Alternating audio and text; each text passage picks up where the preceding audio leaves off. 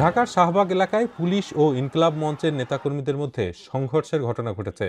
ওসমান হাদি হত্যাকাণ্ডের তদন্ত জাতিসংঘের অধীনে করার দাবি নিয়ে আন্দোলন আবারও সংঘর্ষে রূপ নেয়।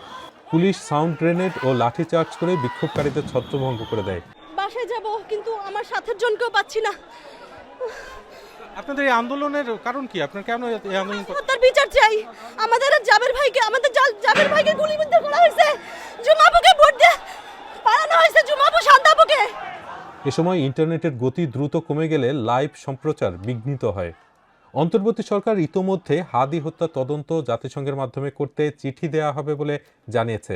তবে আন্দোলনকারীরা জানিয়েছেন যে তারা সেই চিঠি না দেখা পর্যন্ত আন্দোলন চালিয়ে যাবেন।